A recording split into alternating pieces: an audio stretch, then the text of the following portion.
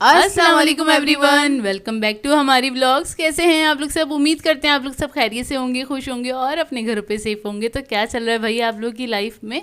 इधर तो जैसे कि आप लोग देख रहे हैं बहुत ही मज़ेदार सा भाई हमने बर्गर मंगवाए हैं। और ये बर्गर नहीं, जिंगर बर्गर मंगवाए थे हमने रात को, तकरीबन शायद 1 बजे का टाइम था ना, है ना भैया? 1 बजे के टाइम मंगवाए थे हमने और भूख लग रही थी बहुत ज़्यादा। और जो घर में जो पक्का हुआ था ना, वो दिल नहीं चाह रहा था खाने का। और वही मतलब कढ़ाई भी रखा हुआ था, मतलब ये ना 20 की रात का टाइम है, लेकिन वो कढ़ाई वगैरह रखा हुआ था। और तो हमारा दिल नहीं चाह रहा था खाने का, तो हमने कहा यार पका पका के ना दिल भर जाता है। तो मेरा तो मोस्टली ऐसे ही होता है कि उस दिन नहीं तो नेक्स्ट डे ऐसा होता है कि मैं क्या कहते हैं बाहर से कुछ मंगा के खा रही होती हूँ, क्योंकि मेरा नहीं दिल चाह रहा होता खाने का, मतलब अपने हाथ का कुछ पका हुआ खाने का दिल नहीं चाह रहा होता।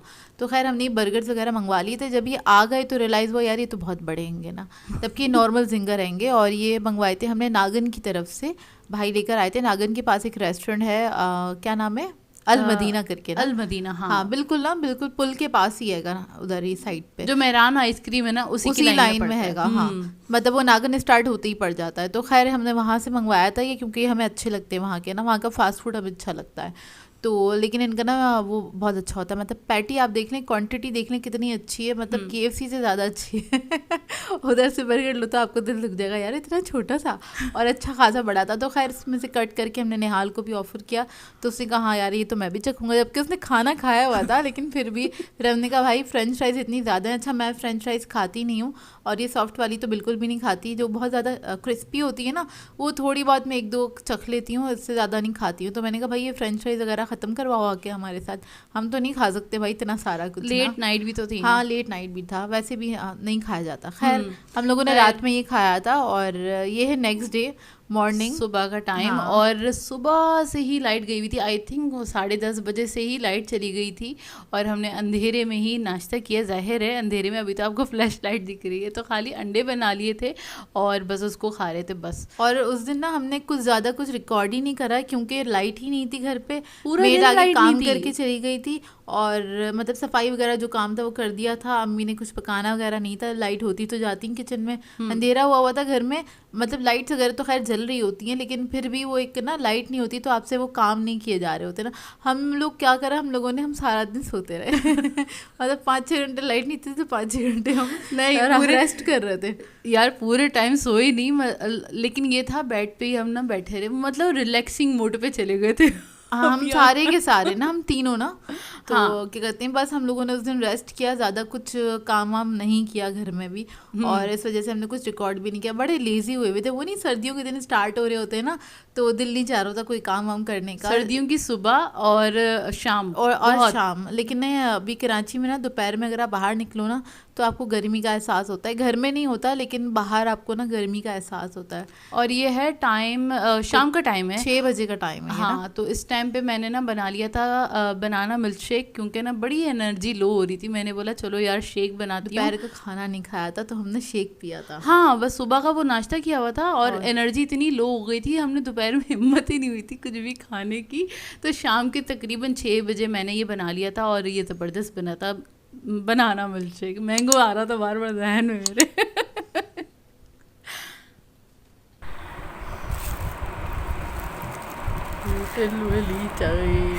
होटल वाली चाय आई है।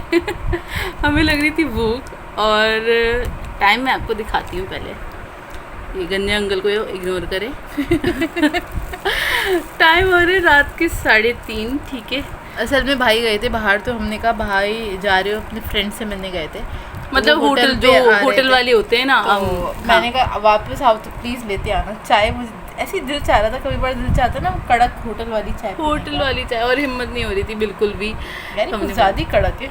हाँ मुझे लग रहा है, एहसास हो रहा है काफ़ी ज़्यादा कड़क है। और हमने मंगवाए भाई चाय हो और उसके साथ ज़बरदस्त वाले पराठे। ओए होए होए, पठान वाले पराठे,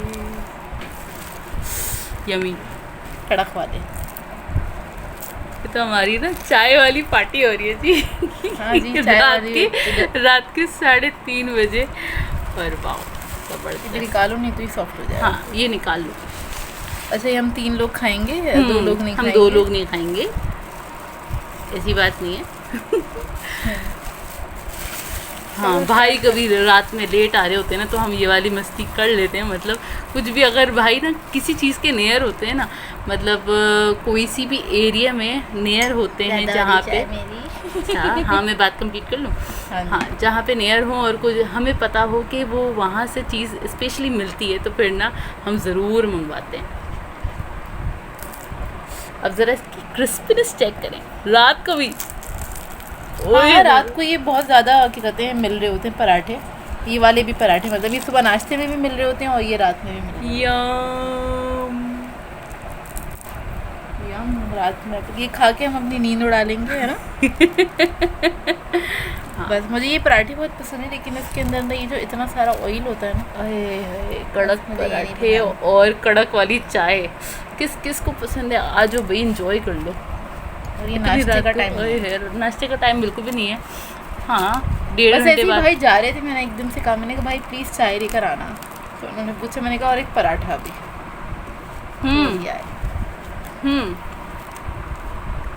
यम्मी। और आप बोल रहे होंगे हमारी ये क्या कर रही है, ये वाली हरकत में ना पूरियों के साथ भी करती हूँ, मैं इसी तरह से साफ करके खाती हूँ।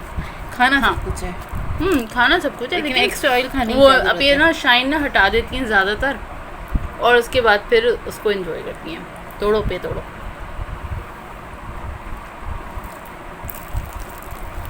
तो हम अब इसको एंजॉय करते हैं और फिर मिलते हैं आपसे कल सुबह में और देखते हैं कल क्या करते हैं। और ये है नेक्स्ट मॉर्निंग, और हम लोग उठे थे क्योंकि रात में सोए हम लोग 5 बजे तक थे, तो हमारी सुबह हुई कुछ 12 बजे, और फिर जल्दी जल्दी से नाश्ता किया क्योंकि नमाज़ की तैयारी करनी थी। और हमारे घर में सब भागदड़ मच जाती है जब आप इतनी लेट सो के उठते हो। तो हम लोगों ने नाश्ते में बनाया था, जोया ने बनाया था दलिया, तो आज हमारा दिल चाह रहा था ओट्स खाने का। ओट्स बहुत जल्दी बन के तैयार हो जाते हैं, तो इस वजह से हम लोग ओट्स वगैरह लेके रखते हैं। अक्सर जोया और मैं खा रहे होते हैं सुबह में ना, मतलब ये 10 से 15 मिनट के अंदर अंदर तैयार हो जाता है। 10 मिनट भी बहुत है जोया, बहुत कम टाइम में पक के तैयार हो जाता है। जितने टाइम में ना हमारी चाय रेडी होती है उतने टाइम में हाँ ये पक के रेडी हो जाता है, तो इसको पकाने में ज़्यादा टाइम नहीं लगता है। और अभी तो हम सादा खा रहे हैं, नहीं तो नॉर्मली हम कभी कभार इसमें डेट्स ऐड कर देते हैं, कभी कभार किशमिश और बादाम वगैरह भी ऐड कर देते हैं, उससे ना एक अच्छा फ्लेवर आ जाता है और काफ़ी अच्छा लगता है। खैर मुझे तो मज़े का लगता है, आप लोगों को लगता है कि नहीं, मुझे कमेंट करके बताइएगा। अच्छा जी, काफ़ी बार ना सवाल आया है कि ये जो हमने स्टिकर्स लगाए हैं ये कहाँ से लिए, तो वो मैं बता देती हूँ भाई, तराज.pk वहाँ से हमने मंगवाए थे और काफ़ी रीज़नेबल पड़े थे।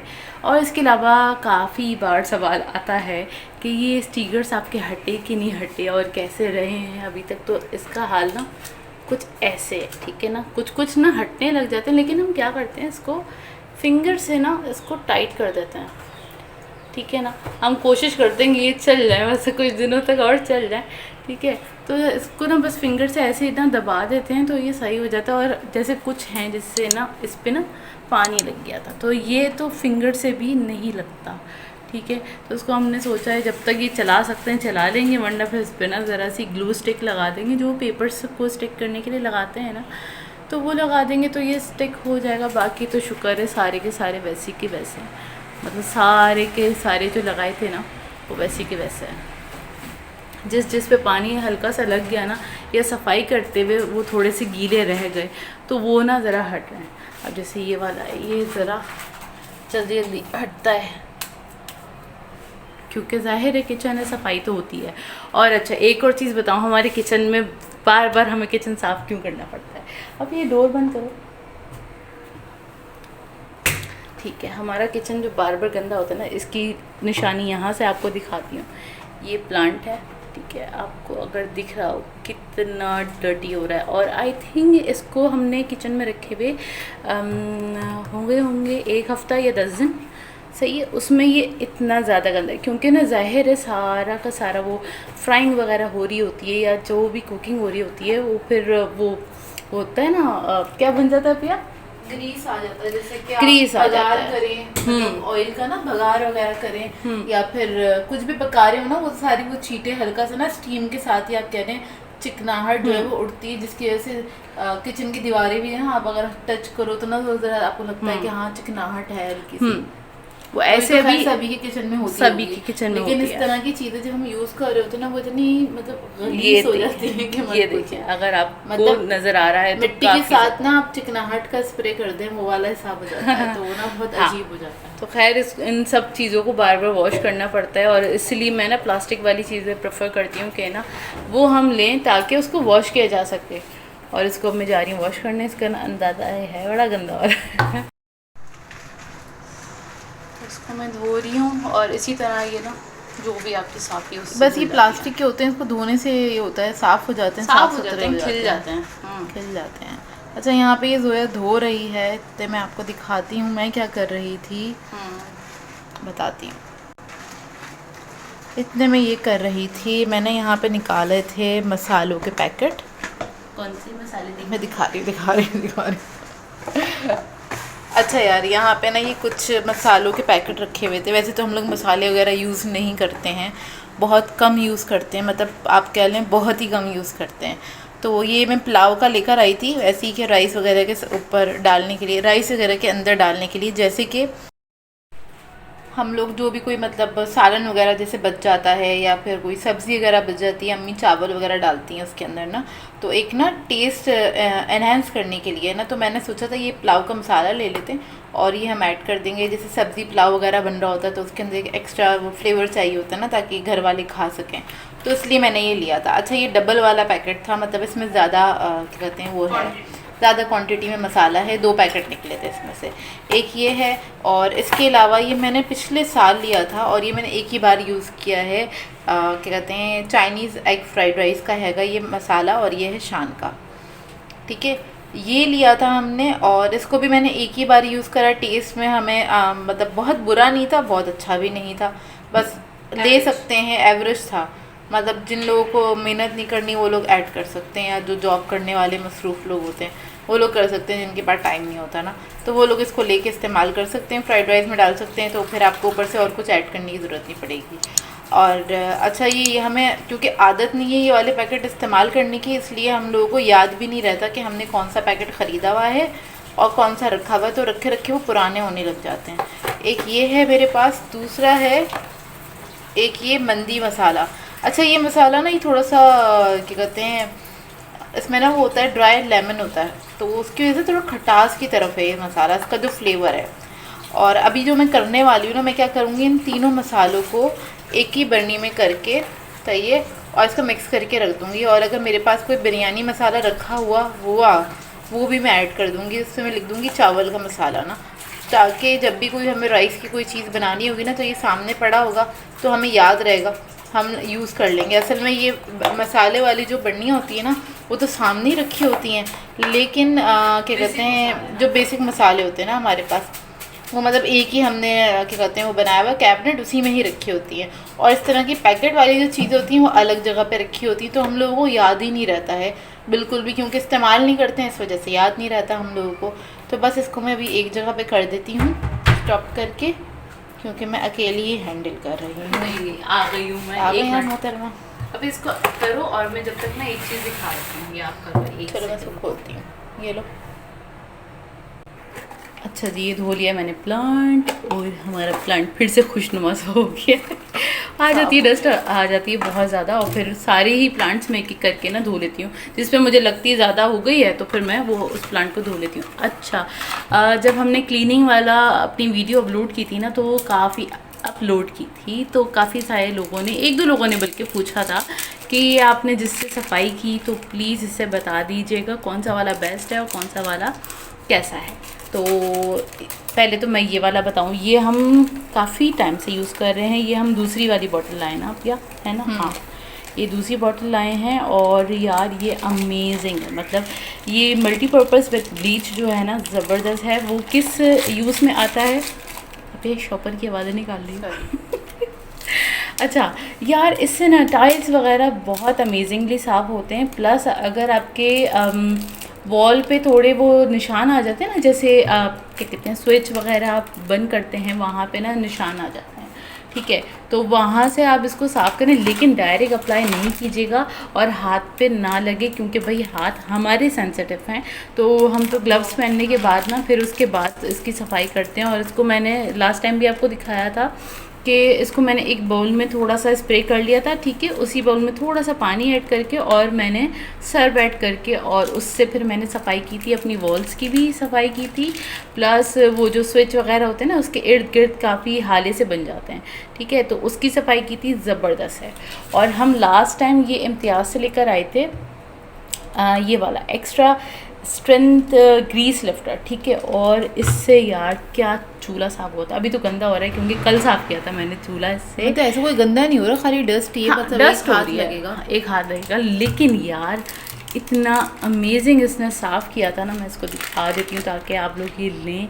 और इसकी फ्रेगरेंस बहुत ही अमेजिंग थी। इन्होंने कोई स्पॉन्सर नहीं किया, एक तारीफ़ कर रही हूँ, मतलब एक अच्छी चीज़ है, काम की चीज़ है, आपको ज़्यादा मेहनत नहीं करनी पड़ेगी, कोई चीज़ को रगड़ना नहीं पड़ेगा, नेल्स वगैरह बड़े ख़राब हो जाते हैं। सीधी सी बात है, हाथ भी ख़राब होते हैं अगर आप जूना वगैरह इस्तेमाल कर रहे हैं और इससे रगड़ रहे हैं। मेरे तो नेल्स टूट जाते हैं, इसी तरह मेरे भी टूट नेल्स जाते टूट जाते हैं। तो क्या कहते हैं, इस तरह की चीज़ें जो हैं वो काफ़ी हेल्पफुल ही रहती हैं। कल मैं वीडियो बनाना भूल गई थी। जब मैंने इसको साफ़ किया था ना चूल्हे को, तो फिर क्या किया था, खाली मैंने बस स्प्रे कर दिया था, ठीक है। और इस पर मैंने बोला ज़रा चेक करते हैं इसको कि ये कैसा काम करता है, ठीक है। तो खाली स्प्रे किया था मैंने और उसमें कोई सर्फ कुछ भी नहीं ऐड किया। मैंने 5 से 10 मिनट के लिए, आई थिंक नहीं, हार्डली 5 मिनट्स के लिए मैंने छोड़ दिया था स्प्रे करने के बाद। देन उसके बाद मैंने ना जो वो होता है ना ग्रीन वाली जो साफ़ी होती है ना, उससे मैंने साफ़ कर दिया और यार बहुत अच्छा साफ़ हो गया था। अभी तो खैर वो खुश्की पड़ी हुई है, हम मतलब ये वाला पहली बार लाए हैं, ये वाला हम पहली बार लाए। जोया ने इसीलिए लिया था, पढ़ के लिया था कि अब ये ग्रीस का हैगा तो ना ये इजी रहेगा हमारे लिए। मैंने कहा ठीक है तो ये ले लो। तो इससे जोया ने साफ़ किया, बहुत अच्छा। उस किचन के लिए तो मतलब आपको पता है ना ग्रीसी हो जाती हैं चीज़ें। इनफैक्ट आपके किचन के अंदर कोई स्टैंड भी रखा हो ना तो उसके ऊपर भी ग्रीस आना स्टार्ट हो जाता है। तो क्या कहते हैं, उसके लिए काफ़ी आइडियल है। ये कल ही खोला था तो मैंने कहा इसको मैं बता दूंगी ये कैसा हैगा। हाँ, ये कैसा है, ये बहुत अच्छा लगा, ये ज़रूर लीजिएगा किचन के लिए। और ये आप अपनी ना वॉल के लिए या टाइल्स साफ़ करने उसके लिए ज़बरदस्त है। इवन आप ना बाथरूम में भी ये यूज़ कर सकते हैं, बहुत अच्छा है। क्योंकि बाथरूम में भी टाइल्स, हाँ टाइल्स वगैरह होते हैं उसमें, क्योंकि हाँ ज़बरदस्त वाला रिजल्ट हमें मिला था। क्योंकि लास्ट टाइम मैंने इसको यूज़ किया था, बहुत अच्छा है। और ग्रीस के लिए भी इसको यूज़ कर सकते हैं। अब इधर आ जाए। हाँ, अब इधर आ जाते हैं, अब का काम खत्म। अच्छा, मैंने ये मसाला इसमें ऐड कर दिया है और इसके अंदर सिर्फ मंदी मसाला ऐड हुआ है और क्या कहते हैं ये पुलाव मसाला आएगा।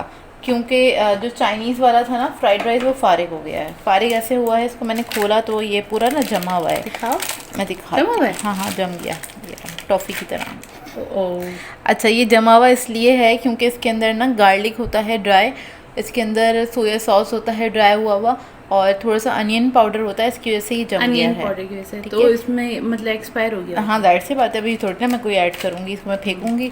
तो खैर ये डब्बे रखे हुए थे, जगह घेर रही थी, मैंने कहा मैं रख देती हूँ। और अक्सर हम वो वाली चीज़ें उठा लेते हैं जिसके अंदर ना बिरयानी का सैशे थोड़ा फ्री होता है ना, तो हम वो तो उठा ही लेते हैं क्योंकि वो तो यूज़ हो ही जाता है। अच्छा, ये मंदी मसाला हैगा और उसको मिक्स कर दूँगी। अब ये कि कभी कुछ बना रहे होंगे ना तो उसके अंदर 1 टेबलस्पून ऐड कर दिए, या फिर कोई बिरयानी मसाले का पैकेट मिल जाएगा तो वो भी मैं ऐड कर दूँगी। आप लोगों को बता इसलिए रही हूँ, अक्सर बहुत सारे लोग ऐसे हैं जिनके घर में मसाले वगैरह यूज़ नहीं होते, या अगर यूज़ होते भी हैं तो वो रखे ना थोड़े से जैसे बच जाते हैं। तो एक पैकेट में जमा कर लें। राइस में किसी सालन के अंदर डिफरेंट सा फ्लेवर देना हो, क्योंकि सेम फ्लेवर से आप लोग बोर हो जाते होंगे ना, सब लोग बोर हो जाते होंगे। हम भी बोर हो जाते हैं क्योंकि क्या कहते हैं, अब ये कि हमारे यहाँ बहुत डिफरेंट टाइप का खाना बनता है, इसलिए क्योंकि मेरा काम ऐसा है। नहीं तो बचपन में हमारे यहाँ भी वही क्या कहते हैं, आप 14-15 रेसिपीज़ थी, वही रिपीट होती रहती थी, वही होती थी। और अब जाहिर है अब काम ऐसा है, चैनल की वजह से बनानी पड़ती है हमको डिफरेंट वैरायटी। तो काम है तो इस वजह से बन रही होती है डिफरेंट सी चीज़ें। और फिर जब जाहिर है 2-3 साल हो गए वो वाले चैनल को, टेस्टी फूड विद मारिया को, अब उसके लिए दिमाग चला रहे होते हैं, तो फिर वो नई रेसिपी से क्रिएट होती है ना। अच्छा, घर वाली भी क्रिएट हो जाती है ना, ये यानी मतलब घर के लिए जो सिंपल वाली जो होती है ना, तो हम बोलते हैं हाँ यार ये भी बनाते हैं, ज़बरदस्त रिजल्ट आए। मतलब एक चीज़ है, उसको आपने 4 तरीक़ों से बना लिया, अलग डिफरेंट तरीक़ों से, तो इसी तरह से रेसिपीज़ वगैरह क्रिएट हो। वरना नॉर्मली हमारे बचपन में भी बस वही कुछ 15 बहुत से बहुत 20 रेसिपीज 10-15 रेसिपीज हुआ करती थी और वही रिपीट हो रही होती थी, पूरा मतलब साल। पूरे साल वही होता है, हाँ। सब क्या उसी तरह से आलू system गोश्त, चल रहा भिंडी होता है। गोश्त। अब जैसे लोग क्या कहते हैं, कमेंट ये बता इसलिए रही हूँ, लोग अक्सर कमेंट करके कह रहे होते हैं कि यार आप लोग इतने लकी हैं, आप लोग इतने डिफरेंट टाइप के खाने खा रहे होते हैं। तो भाई लकी होने की बात नहीं है, हम बना रहे हैं, हमारा काम ऐसा है, इस वजह से हम ना उसके अंदर जाहिर सी बात है फिर हम एक्सट्रीम लेवल पे जाके काम कर रहे होते हैं। स्टार्टिंग हमने मतलब थोड़ी variety सी लेकर करी, आते हैं। तो वो एक्सट्रीम लेवल पे हमारा काम जा रहा है। मतलब हमारी कोशिश होती है हम नए से नए खाना बनाएं और नए से नई वैरायटी आप लोगों को भी दिखाएं, आप लोगों को भी सिखाएं। तो इस वजह से हमारे क्या कहते हैं घर में इस तरह के खाने बन रहे होते हैं। और फिर ना हमारी कोशिश ये होती है कि कुछ न्यू ही मेन्यू हम क्रिएट करें, कुछ हाँ बिल्कुल जबरदस्ती क्रिएट चीज़ करें। हो। और दूसरा एक ये भी है कि ये सब खानों के लिए ना ये सब करने के लिए एक अच्छी खासी इन्वेस्टमेंट चाहिए होती है। ठीक है, ये मैं थोड़ा सा क्लियर कर दूं इस बात को, बहुत अच्छी खासी आप कह लें इन्वेस्टमेंट चाहिए होती है आपको इन सब चीज़ों के लिए। तो इन्वेस्टमेंट के लिए पैसे आ रहे हैं तो इन्वेस्टमेंट लग भी रही है ना। ऐसा नहीं है कि वो क्या कहते हैं अम्मा अब्बा खर्च कर रहे हैं, ऐसा नहीं है। ये सब हमारा अपना अलग होता है, ऐसा नहीं है कि वो अम्मा अब्बा खर्च कर रहे हैं तो ये तो वो, ऐसा कुछ नहीं है। घर की सारी चीजें अम्मा अब्बा कर रहे होते हैं, बाकी घर का जो और बेसिक मतलब ग्रोसरी है, ग्रोसरी भी अम्मी और मेरी एक साथ हो रही होती है। समटाइम्स ऐसा होता है मैं अलग जाके करती हूँ अपनी ग्रोसरी, कभी मुझे नहीं ज़रूरत होती तब मैं अलग करती हूँ, नहीं तो ग्रोसरी अम्मी की अलग होती है, मेरी अलग होती है। मतलब अम्मा की अलग ट्रॉली होती है, मेरी अलग ट्रॉली होती है। अच्छा और हाँ, ये पेमेंट भी हम इसी तरह से कर रहे होते ये ने हैं। बिल्कुल सही पॉइंट बोला, क्योंकि काफ़ी लोग बोलते हैं इतना सारा, अरे भाई हमारे 2 चैनल्स हैं, ठीक है, और हमारा काम चल रहा होता है, मतलब मेन चैनल तो कुकिंग का ही है ना, कुकिंग का उसके ही हिसाब से डेली हमें बेसिस पे कुकिंग हो रही करना होती है, पड़ता है। तो उसी हिसाब से हमारी ग्रोसरी आती है। तो उसके अंदर कोई कॉन्शियस होने की या इस तरह खुद सोचें समझें कि यार एक चैनल है उस पे से हाँ मैं अर्न कर रही हूँ, अल्लाह का शुक्र है बहुत अच्छा अर्न कर रही हूँ, तो भाई उसके लिए इन्वेस्टमेंट भी चाहिए होती है, उसमें लगाने भी पड़ते हैं पैसे, उसके लिए हमें मशीनरीज भी खरीदनी पड़ती हैं। अब आप देखें मेरे चैनल पे आपको अलग मशीनरीज या अलग बर्तन नज़र आते होंगे, घर के लिए आपको अलग नज़र, वो घर के लिए इस्तेमाल नहीं होती, बहुत कम होता है कि इस्तेमाल होती है। तो जस्ट क्लियर कर रही हूँ जो नए यूट्यूबर्स हैं ना उन लोगों को कि थोड़ा अपना कॉन्सेप्ट क्लियर करें। और अगर आपको क्या कहते हैं इतना वो ये है ना कि मैं इतना अच्छा बना लेती हूँ, अल्लाह का शुक्र है, हर चीज़ आप आहिस्ता आहिस्ता करके इम्प्रूव करते हैं। आप किसी भी चैनल को उठा के देख लें, स्टार्टिंग में ना जो उन्होंने क्या कहते हैं क्वालिटी दी है ना, और अब की 4-5 साल के बाद की क्वालिटी में ज़मीन आसमान का फ़र्क नज़र आएगा। सारे चैनल्स की बात कर रही हूँ, आप जितने भी अभी सक्सेसफुल चैनल हैं टॉप 10 उठा के देख लीजिए, चाहे वो किचन विद आमना हो या कोई भी आप चैनल उठा के देख लीजिए, आप उनकी टॉप वाली मतलब पहली रेसिपी की देख लीजिएगा क्वालिटी, बर्तन और इंग्रेडिएंट्स देख लीजिएगा। अब हम बाहर के और ज़्यादा से ज़्यादा इंग्रेडिएंट्स इसलिए ख़रीद रहे होते हैं क्योंकि हमें तो मिक्स तरह के लोग देख रहे हैं ना, तो हम कुकिंग भी मिक्स तरह की कर रहे होते हैं। अब हम बाहर के ब्रांड्स लेकर आ रहे हैं, इसका मतलब ये नहीं दिखा रहे होते हैं आपको, इसका मतलब ये हरगिज़ नहीं होता कि आप भी हम कॉन्शियस हो के आप भी जाके वही ब्रांड खरीदने लगते हैं। हम दिखावा नहीं कर रहे होते, हम चाहते हैं कि ज़्यादा से ज़्यादा लोग वैरायटी देख सकें और उसको सीख सकें, क्योंकि हर तरह के लोग देख रहे होते हैं। देखिए हमें स्टूडेंट भी देख रहे हैं, हमें वो भी देख रहे हैं जो कलनरी आर्ट्स में अभी जिन्होंने एडमिशन लिया होगा या लेने की सोच रहे हैं, तो एक उनकी भी नॉलेज बढ़ रही होती है। तो थोड़ा पॉजिटिवली और हर लिहाज से सोच लिया करें बात को। ज़रूरी नहीं है कि अभी आपने चैनल स्टार्ट किया तो आपके पास एक अच्छा सा DSLR होना चाहिए, आपके पास एक अच्छा महंगा वाला कैमरा होना चाहिए, इस चीज़ों की ज़रूरत नहीं होती। पहले स्टार्ट करें। हमारे पास जब पैसे आने स्टार्ट हुए तब हमने अपने चीज़ें इम्प्रूव करनी स्टार्ट करी, क्योंकि हमने अपने पेरेंट्स को परेशान नहीं किया था अपने चैनल के लिए। क्योंकि जब मैंने अपना चैनल खोला था उस वक्त अल्लाह का शुक्र है मेरा ऑर्डर वर्क चलता था, तो मैं उसी से मैनेज करती थी अपनी जितनी भी मेरी रेसिपीज़ होती हैं या जितनी भी इन्वेस्टमेंट होती है।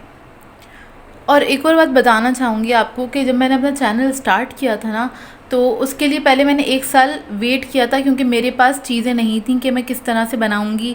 मेरे पास मतलब चैनल क्रिएट करने से पहले 1 साल मैंने वेट किया। आइडिया मेरे पास 1 साल पहले ही था, मुझे बनाना था। हमने रिसर्च किया कैसे करेंगे, कर भी पाएंगे कि नहीं कर पाएंगे, और उसके बाद हमने स्टार्ट किया। जब स्टार्ट किया है उस वक्त ना ही मैंने अपने भाई से बोला कि मुझे पैसे चाहिए, ना ही मैंने अपने अब्बा से बोला, ना ही मैंने अपनी अम्मा से बोला। जो चीज़ें थी ना वो मेरे पास थी, सही है। अब आप आप बोलेंगे हर लड़की या हर ख़वातीन के पास पैसे नहीं होते या ये वाली सपोर्ट नहीं होती कि वो खुद अर्न कर रही हूँ। भाई नहीं होती तो आप जो घर के अंदर जो चीज़ें हैं ना आपकी, उन्हीं को इस्तेमाल करते हुए स्टार्ट करें। मैं चाहती थी थोड़ी बेटर चीज़ें दिखाना, तो इस वजह से मैंने थोड़ा वेट किया। नहीं, वेट करके ये मैं बात क्लियर कर देती हूँ आप ये कि 1 साल जो हम पहले से सर्च वर्क कर रहे थे तो उसमें हम अपनी चीज़ें जमा कर रहे थे। हमें ट्राइपॉड, हमें तो नाम भी नहीं पता था ट्राइपॉड का, सीधी सी बात है। ठीक है, एक वो जो स्टैंड होता है जिसपे कैमरा लगाया जाता है, हमें वो चाहिए। हमें ये भी नहीं पता था मोबाइल भी अटैच हो जाता है उसके ऊपर, सच्ची में नहीं पता था, जीरो नॉलेज थी जब हम इस फील्ड के अंदर आए हैं। खुद से सर्च किया हमने खुद से सर्च किया। हमने ये नहीं कहा किसी यूट्यूबर को जाके कि जाइए प्लीज़ आके हमें ना सब हर चीज़ हेल्प कर दें हमारी, और सब कुछ सेट करके बता दें, कीमत भी बता दें, लिंक भी दे दें, ये भी कर दें, वो भी कर दें।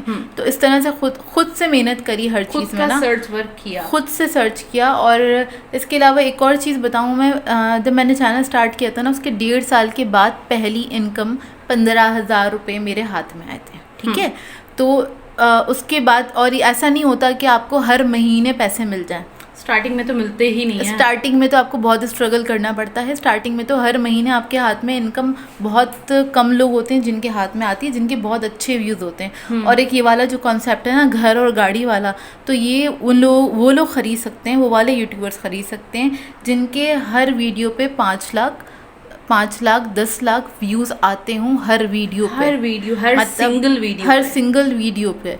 वो लोग हाँ घर खरीद सकते हैं और वो लोग अच्छी गाड़ी भी खरीद सकते हैं। तो भाई ये मतलब ये वो ना दूर के ढोल समाने होते हैं। ये जो पॉइंट्स अफिया ने क्लियर किए ना, काफ़ी लोग ना आके हर्ट कर देते हैं और फिर ना कॉन्शियस होने लग जाते हैं, हमारी चीज़ों से कॉन्शियस हो रहे होते हैं। तो भाई कॉन्शियस मत हुआ करें, हमने ज़ीरो से स्टार्ट किया था, हमने अपनी मेहनत से किया है। और इस बात को क्लियर रखें, हमने ना अपने अब्बा ना अपने भाई को कभी भी किसी चीज़ के लिए तंग किया कि हमें ये काम करना है, हमें ये वीडियो बनानी है तो हमें ये ला के दो, हमें ये करके दो। हमने कभी नहीं तंग किया। हमारे पास जो चीज़ें थी स्टार्टिंग में, जाहिर सी बातें क्या कहते हैं, पैसे कम होते थे तो मैं सस्ते वाले बर्तन ख़रीदती थी जिसके अंदर प्रेजेंटेशन वगैरह देती थी। आप क्वालिटी जाके देख सकते हैं मेरे चैनल के ऊपर।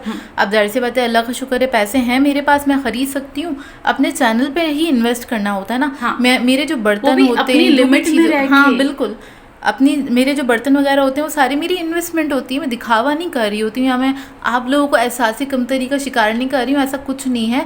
और जो लोग करना चाहते हैं तो भाई मेहनत करें, आप लोगों को हमने मेहनत करने से नहीं रोका है। आप मेहनत करें, इंशाल्लाह आप भी एक दिन सक्सेसफुल होंगे। आप भी ये सारी चीज़ें कर रहे होंगे जो हम लोग कर रहे हैं। हाँ। बहुत ईजीली। और अभी भी हमारा ये है, हम बाहर जाते हैं, होटलिंग वगैरह कर रहे होते हैं, ये हमारे अपने शौक हैं और ये हम अपने पैसों से कर रहे होते हैं। हम अपने अम्मा अब्बा को नहीं तंग कर रहे होते या उनके सरों पे नहीं सवार हुए हुए होते कि हमें ये करके दो वो करके दो। अल्लाह का शुक्र है हम दोनों ही इंडिपेंडेंट हैं और अपने खर्चे खुद उठाते हैं, अपने अम्मा अब्बा को तंग नहीं करते। अपनी जब हम कॉलेज गोइंग थे तब भी नहीं करते थे, तब भी हम अर्न करते थे। अल्लाह का शुक्र है, अलग स्टोरी है। हाँ, मैं वो भी सुनाऊंगी और डिटेल में सुनाऊंगी। हाँ, हम तब भी अर्न करते थे और मैं तो खैर ऑर्डर वर्क बहुत सालों से कर रही हूँ, तो तब भी हमारे पास पैसे होते थे। तो हम जो भी कोई कोर्सेज वगैरह कर रहे होते थे तो हमारी कोशिश हुआ करती थी कि हम अपने पैसों से ही कर लें, अपने अम्मी अब्बू को तंग ना करें। हाँ। हमने कभी भी अपनी चादर के दायरे में से कभी बाहर पाँव नहीं निकाला। अपना जो आपकी एक चादर होती है ना, और आपकी इज्जत उसी के अंदर होती है, अपनी चादर के अंदर से बाहर पाँव नहीं निकालना चाहिए। और अभी भी हम उसी के दायरे के अंदर रहते हुए काम करते हैं। हाँ। और दुनिया दिखावा तौबा इस्तग़फ़ार आज तक नहीं करा, ना ही करेंगे कभी, ना अल्लाह करवाए। हाँ, ना अल्लाह कभी करवाए हम लोगों से। और हम लोगों को खैर पसंद नहीं है ये सब चीज़ें जो होती हैं ना, हमारी अब एक आप कह लें हमारी लाइफस्टाइल है, आहिस्ता आहिस्ता इम्प्रूव हो रही है। तो क्या कहते हैं, आप लोग भी करें, हर इंसान करता है, हर इंसान अपनी लाइफ में इम्प्रूवमेंट लाता है, अपनी लाइफ को बेटर करना चाहता है। ठीक है, बेटर से बेटर की तरफ जाता है ना।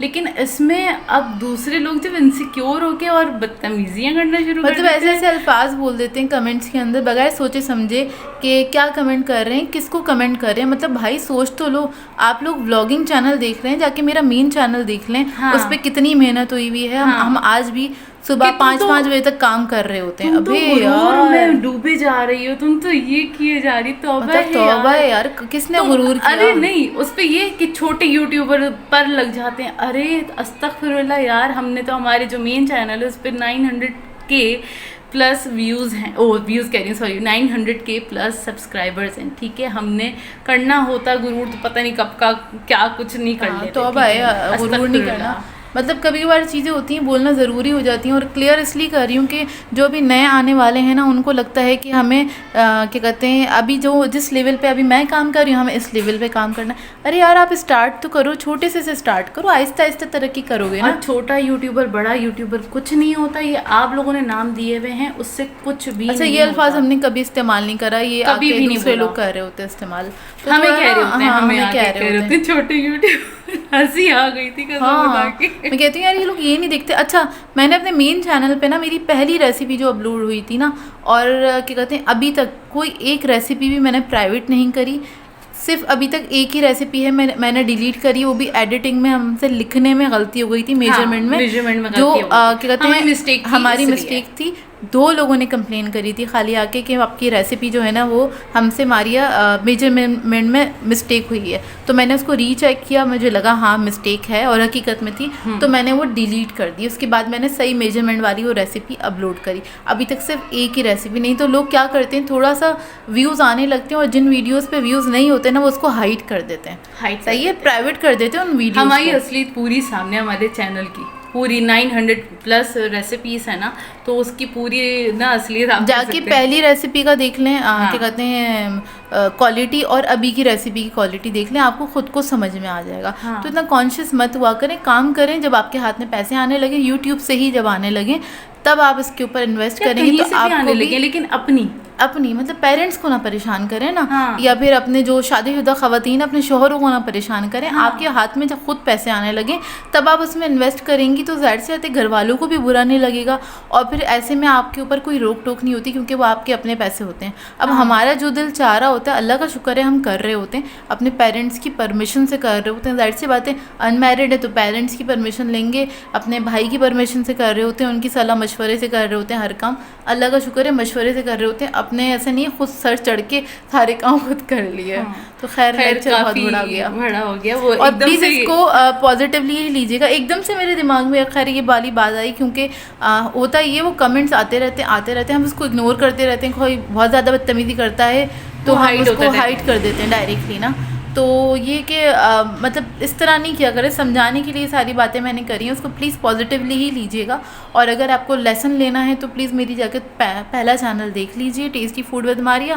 पहली रेसिपी देखिएगा, स्क्रॉल करके नीचे चली जाइएगा, पहली रेसिपी और अभी की रेसिपी देख लेगा, आपको फ़र्क दिख जाएगा। तो खैर बहुत बड़ा लेक्चर, बाद में मिलते हैं आप लोगों से। और खैर बस इस बात को जो भी अभी हमारी बात हुई उसको पॉजिटिव ही लीजिएगा, और अगर बुरा किसी को लगा हो तो उसके लिए सॉरी। अगर बुरा लगा है तो, लेकिन मैंने कोई बुरा लगने वाली बात नहीं करी, लेकिन फिर भी मैं सॉरी कह रही हूँ, आई एम सॉरी। और जी रात में बनाया था अम्मी ने आलू का भुर्ता, और इसमें अम्मी ने हरे धनिया ऐड नहीं करा था क्योंकि वो मंगाना भूल गई थी, नहीं तो हरे धनिया ज़रूर ऐड करते हैं। टमाटर वगैरह के साथ बनाया था, इसलिए थोड़ा सा ये ना वाइट सा लग रहा होगा, लेकिन इसमें टमाटर वगैरह सारी चीज़ें गई हुई हैं, सारी चीज़ें हरा धनिया हरी मिर्ची भी नहीं डाली है। नहीं हरी मिर्ची ऐड करी थी अम्मी ने। अच्छा, लेकिन दिख नहीं रही, वो दिख नहीं रही, हमारा कैमरा खूबसूरत है इसलिए।